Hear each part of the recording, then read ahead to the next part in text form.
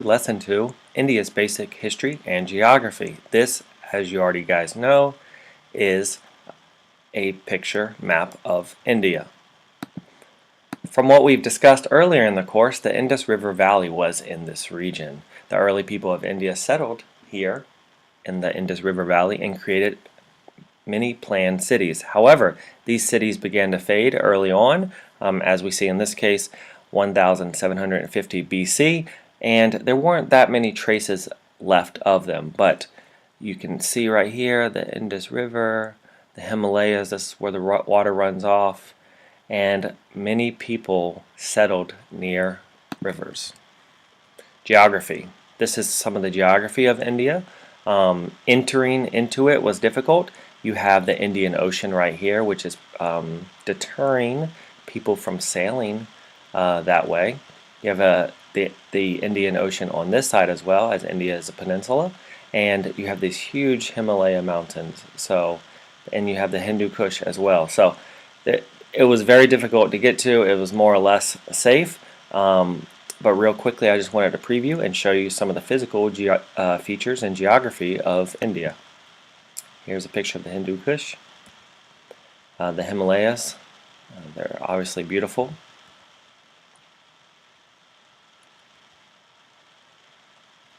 Here's the Ganges River, and that we're going to be talking about this throughout this unit, and as it pertains particularly to the Hindu culture. Here's the Indus River. It's just gorgeous. And these are the two main important rivers. We just discussed this one right here, and the Ganges River is another very important river. Early people settled near rivers. That's something we're going to try to remember and emphasize throughout the course, so it's very important to pay attention to. When we talk about the Aryan migration, I want you guys to focus on that term because we're not talking specifically about what was used or conspired to in Europe during the 20th century. I don't want you guys to associate it with that, but the Indo-Aryans entered through the Khyber Pass in the Hindu Kush Mountains about 200 years after the decline of the Indus River Valley civilization. And so 200 years after the Indus River Valley civilization kind of disappeared, we then see Indo-Aryans entering through the Khyber Pass near the Himalayas, crossing the Indus River, and this is kind of where we began. The Indo-European people who migrate through the passes in the Hindu Kush Mountains, these are the Aryans. They dominated people that were already living there. They brought about the caste system. Now, if you don't know what the caste system is, remember to make sure that when you Google it, that you spell it correctly, including with the E. And the Aryans also brought and developed a system of religion. So, as I just mentioned, they brought the caste system to India. The caste system was a social class system divided by occupations. Aryans dominate the people already in India, and they controlled them with this caste system. They literally took control over the people socially, and obviously kind of governmentally as well. So here's India's caste system. You have the priest at the very top. You have the warriors. You have herders, artisans, merchants. These are kind of common laborers. You have non-Aryan farmers, laborers, and servants. And so here's what I just discussed, top to bottom. And then disconnected are what's known as the untouchables, outside of the caste system. Unfortunately, within the social structure of the caste system, they are, by name alone, look at it, it says untouchables. They are not even considered to be good enough to be in the system. These are the garbage collectors, butchers, people with the lowest of low jobs. And again, this social class system still exists today. The caste system is divided by occupation, and this is very important to pay attention to. And you will see Here's a little picture of each. Here's some of the soldiers and warriors, and here's the priests and scholars. The caste system. Think of the body part of the caste system relates to the type of work you do. So, you were born into a caste and it influenced your entire life. So literally you were born into this system, and it related to the human body. It's kind of the makeup, the idea of where it came from. You would know that priests and scholars, they speak with their mouth. Warriors use their arms to defend other people.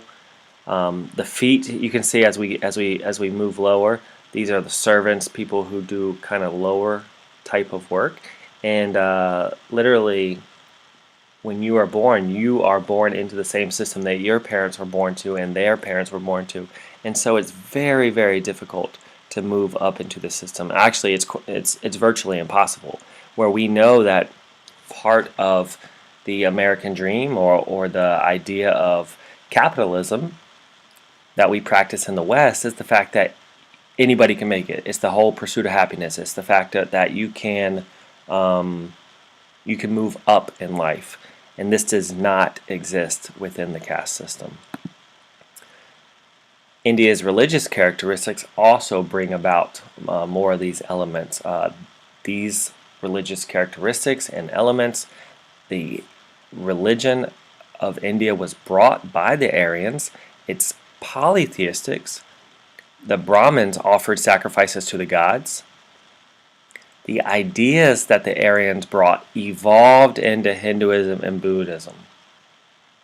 The Aryans wrote the Vedas, and I'm not even going to try to pronounce this other text, but these are the sacred writings created by many different people.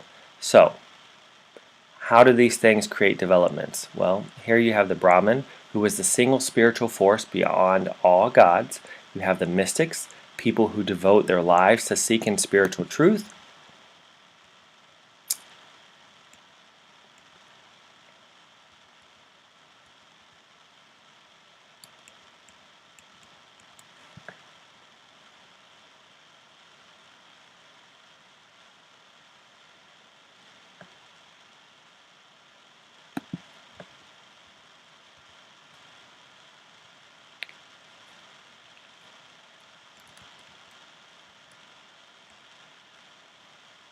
That I want to talk about is I kind of just want to dig more into India's religious characteristics, but we're not quite ready for Hinduism and Buddhism. So let me just give you an overview with this next text does have this next slide has a lot of text, but it's really important just to kind of get an overview of what some of the religious characteristics were in the area. Again, India's concept of religion, religious elements were brought by the Aryans. Originally, it was polytheistic. We will learn later that Hinduism is both polytheistic and monotheistic, but certainly the polytheistic ideas were brought by the Aryans. Brahmins were offered sacrifices to gods. Ideas will evolve into Hinduism and Buddhism, and we will be discussing those later within the unit. Aryans wrote the Vedas, and I'm not going to try to pronounce this other sacred text that the Indian culture, the Hindu culture now views as sacred, but these were the writings created by many different people. And so some of the developments that we'll see carry on as a legacy within what the Aryans brought is the Brahmin is a single spiritual force beyond all the gods. And there are mystics, people who devote their lives to seeking spiritual truth. Now, I know that was a lot just for one slide. I generally don't like to put that much on one slide, but I kind of just wanted to give an overview of India. We've discussed their geography, and that was kind of just a snapshot into the religious characteristics. Now, we are done with this section. Any questions or comments, please see me. And I hope you guys kind of got an overview and you learned a few things about India.